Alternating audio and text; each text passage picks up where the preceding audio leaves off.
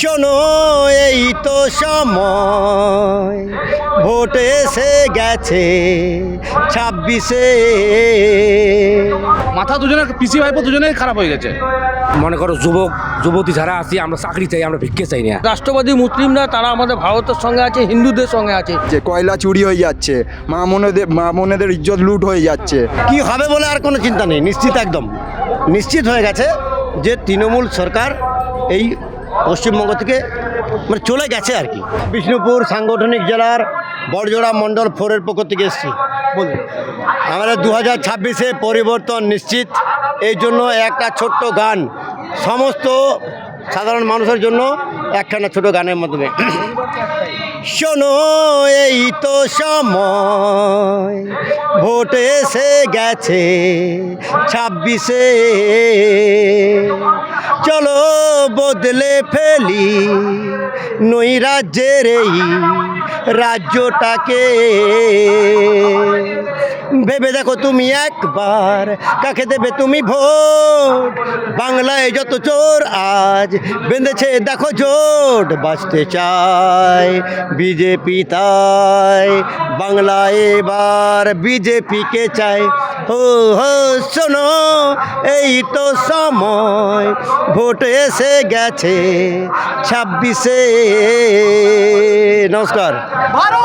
এই অনেক সুন্দর একটা গান শোনালেন, গানটা কি আপনিই লিখেছেন? হ্যাঁ, গানটা সুর আর.ডি. বর্মন সাহেবের, সেখান থেকে আমারই লেখা গান।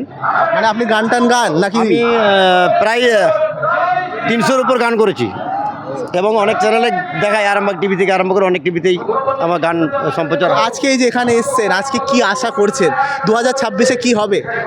কি হবে বলে আর কোনো চিন্তা নেই, নিশ্চিত, একদম নিশ্চিত হয়ে গেছে যে তৃণমূল সরকার এই পশ্চিমবঙ্গ থেকে মানে চলে গেছে আর কি। চলে যাবে তা না, চলে গেছে, ওরা বুঝতে পেরে গেছে চলে গেছে। তাই দিদি বিরোধী দলনেত্রীর যে ভূমিকা তা আমরা আজকে দেখতে পাচ্ছি, উনি ধর্ণা মঞ্চ করে বসে আছেন। এসআইআর নিয়ে কি বলবেন? এসআইআর নিয়ে কি বলবো? এসআইআর তো পরিষ্কার হয়ে গেছে সব। এসআইআরে যদি মনে করুন আমার কাকু বাদ যায়, আমার বাবা বাদ যায়, আমার দাদা বাদ যায়, তার তো প্রমাণ আছে কিছু। আমরা ভারতীয়, প্রমাণ থাকলেই তো হলো। যাদের প্রমাণ নেই, রোহিঙ্গা, আপনি একটা জিনিস দেখবেন যে শুধু নদীর ধারে আর খালের পাড়ে তারা এসে বসবাস করে। বাংলাদেশি রোহিঙ্গারা যারা ভারতবর্ষে এসে, আমাদের সবথেকে বেশি পশ্চিমবঙ্গে আমার মনে হয়, পশ্চিমবঙ্গে এসে নদীর ধারে আর খালের ধারে পাড়ে বসে বসবাস করে, তাদেরকে তাড়িয়ে দেওয়াটা উচিত। লক্ষ লক্ষ কোটি কোটি ভোট নিয়ে তৃণমূল আজকে দুর্নীতি করছে, ওদের কাছ থেকে একটা ভোট ব্যাংক তৈরি করেছে, দিয়ে পশ্চিমবঙ্গকে চুষে খেয়ে নিল, শেষ করে দিল পশ্চিমবঙ্গটাকে। আজ বেকারের হাতে গুটখার দাম 1500 টাকা, এটা মানা যায়? আপনি এটা মানতে পারবেন? 1500 টাকা গুটখার দাম বেকারের হাতে, চাকরি বাকরি নেই, পশ্চিমবঙ্গে এই অবস্থা। সিপিএম সরকার তো 34 বছর খেয়ে দিয়ে গেছে, আর ইনি 15 বছর, তার থেকে বেশি। আর 2026-এ মানে এই যে নির্বাচন হবে, তৃণমূল কংগ্রেস বলছে বিজেপিকে 50-এর বেশি তুলতে দেবে না, মানে আটকে দেবে 50-এ। আবার বিজেপিও বলছে অনেক আসন পাবে। তা আপনাদের কি মনে হয় বিজেপি আর তৃণমূল কত আসন পেতে পারে? প্রথম কথা, ওরা যে ভুয়ো ভোট দিয়ে আজকে রাজ্যটাকে ধরে রেখেছিল, সেই ভোটটাই তো নেই।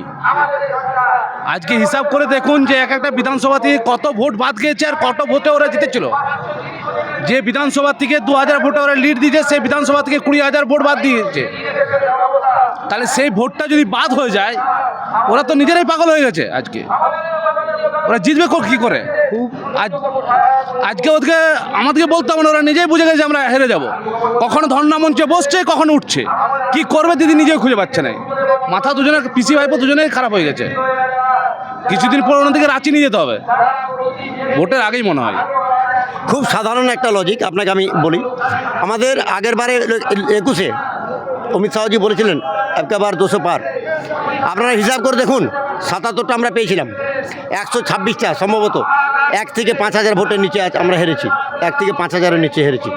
যখন 2 রাউন্ড গণনা বাকি, তখন চারিধারে রোটানো হলো, মিডিয়া মারফত মিডিয়াকে টাকা দিয়ে রোটানো হলো কোনো এক বিশেষ সূত্রে, পিকের কোনো টিম রোটানো হলো যে তৃণমূল চারধারে জিতে গেছে। আমাদের 2 রাউন্ড গোনার আগে কর্মীদিকে বার করে দিয়েছে, মারধর করে বার করে দিয়েছে। সেই 2 রাউন্ড গোনার 126টা ধরুন ওখানে, আর এখানে 77। মোদিজি অমিত শাহজি বলে গেলেন না একেবার 200 পার 21-এ আমরা ক্ষমতায় চলে আসতাম। কিন্তু যদি এইভাবে 2 নম্বরই না করতো এই রোহিঙ্গাদের নিয়ে, আর কিছু তাদের আরও মদতপুষ্ট কিছু দুধেল গায়ে আছে তাদেরকে নিয়ে যেভাবে আমাদের উপর সন্ত্রাস এনেছে, সেই সন্ত্রাসের জন্য আমরা 21-এ কামিয়াব হইনি। এবারে আমরা নিশ্চিত এই 2026-এ সেই জায়গা সেই সুযোগ উনি আর পাবেন না। বিজেপির দেখুন কোনো মুখ নেই, বিজেপির মুখ পদ্মফুল। বিজেপি ঠিক করবে কাকে করবে মুখ্যমন্ত্রী, যাকে করবে পশ্চিমবঙ্গের ভালো হবে, ভারতবর্ষের ভালো হবে, এটাই আমরা জানি। বিজেপি যাকেই মুখ্যমন্ত্রী করুক আপনারা মেনে নেন? একদম 100%। আমরা ফুল চিনি, ব্যক্তি নয়। আর আমাদের যে ব্যক্তি দাঁড়াবে, একজন যদি বুথের কার্যকর্তাকে মুখ্যমন্ত্রী বানাই, সে যা কাজ করবে, আর একজন উপর নেতৃত্ব তিনিও তাই কাজ করবে। একই নির্দেশ, একটাই কথা, একই নির্দেশেই বিজেপি কাজ করে যাবে। এখানে কোনো ব্যক্তি বলে কিচ্ছু নেই। আমরা শুধু দল। তার প্রমাণ নিতিন নবীনজি। কেউ জানতেন কি যে সর্বভারতীয় সভাপতি হবেন? আজকে ওনার মতন মহান পুরুষকে সর্বভারতীয় সভাপতি বসানো হয়েছে। তাই আমাদের দলের কে মুখ্যমন্ত্রী হবে এটা আমরা বলতে পারবো না, দলই সিদ্ধান্ত, শেষ কথা। আমাদের বাংলার যে অরাজকতা চলছে এবং বিভিন্ন ক্ষেত্রে চাকরির যে সরকার রয়েছে, আমাদের চাকরি মানে যুবকদের কোনো চাকরি নেই, শিল্প নেই, বাংলা একেবারে ধূলিসাৎ হয়ে গেছে। এর জন্য আমরা একটা পরিবর্তন সরকার চাইছি, যে সরকারটা এসে আবার বাংলাটাকে আমরা সোনার বাংলা রূপে দেখতে পাবো। মনে করো যুবতী যারা আছি আমরা চাকরি চাই, আমরা ভিক্ষে চাই না। আমরা সবাই 1-1.5 হাজার টাকা দিয়ে মানুষের কোনো সংসার চলে না, মানুষের পান সেরের খাওয়ারও পয়সা হয় না। কর্মসংস্থান দরকার। মেন হচ্ছে কর্ম দিলেই বেকার তো কমবেই অটোমেটিক। তোমাকে যদি টাকা দেই, টাকা দিয়ে তুমি কি করবা? কর্মজীবন তোমার যদি না থাকে, দুটোটাই কর্ম বন্ধ হয়ে যায়, তাহলে তুমি কি করবা?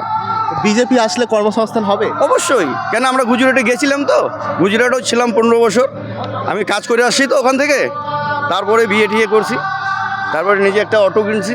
এই অটো আমি যে আসছি এখানে পরিবর্তন যাত্রা যে হয়েছে, তাও আমার গাড়ি বন্ধ করে দিছে। আমি কুচবিহারে ঢুকলাম আর না ঢুকলাম, ইউনিয়ন গাড়ি বন্ধ করে দিলে, কথা শুনেই এইরকম পরিস্থিতি। মানে কেমন করে আটকানো যায় কর্মীকে, সেই আর কি গ্রাম থেকে আটকানো যায় কেমন করে, এই পরিস্থিতি। সে জায়গা থেকে গুজরাট আজকের অনেক উন্নত ডেভেলপমেন্ট করেছে। গুজরাটে আজকের রিলায়েন্স জিওর যে পেট্রোকেমিক্যাল রিফাইনার, সে আজকের গোটা ভারতবর্ষে গ্যাস সাপ্লাই করছে। সে জায়গায় পশ্চিমবঙ্গে কী আছে? কয়লা চুরি হয়ে যাচ্ছে, মা বোনেদের ইজ্জত লুট হয়ে যাচ্ছে, শিক্ষা একদম নিম্নগামী, স্বাস্থ্য ভেঙে পড়েছে। আপনারা সবই তো দেখতে পাচ্ছেন, চারিদিকে ইউটিউবারদের তো জুলুম হচ্ছে, একটা কেউ সংবাদ করতে পারছে না। সেই জায়গা থেকে আজকের বাংলায় পরিবর্তন অবশ্যম্ভাবী, বাংলায় পরিবর্তন খুব দরকার। তাই বিজেপিকে আনা খুবই জরুরি। আমরা চাই পরিবর্তন হোক, আর রাজ্য আর কেন্দ্রের ডবল সরকার এখানে চলুক। যদি তারা স্বচ্ছ ভোট করতে পারে, তাদের প্রশাসনকে বলুক যে স্বচ্ছতাভাবে যেন ভোট করে, স্বচ্ছতাভাবে গণনা করে, তাহলে দেখে নেবেন যে তারা কিভাবে আসবে। তারা তো প্রতি মুহূর্তে আসে জোচ্চুরির মাধ্যমে। স্বচ্ছভাবে ভোট করতে বলুন, জনগণের রায় নিয়ে আসতে বলুন।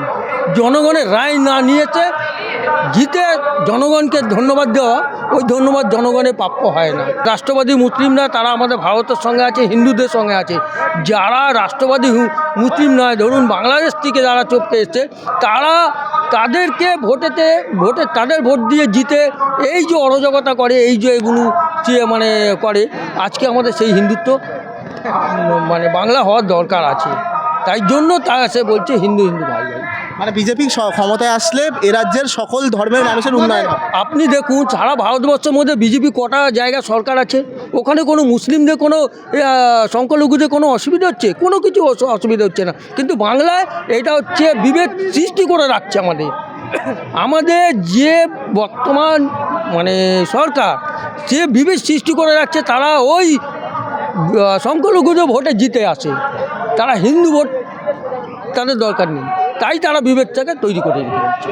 একেবারে আমরা কথা বলে নিলাম আরও কয়েকজনের সাথে। তো এদিকে অনেক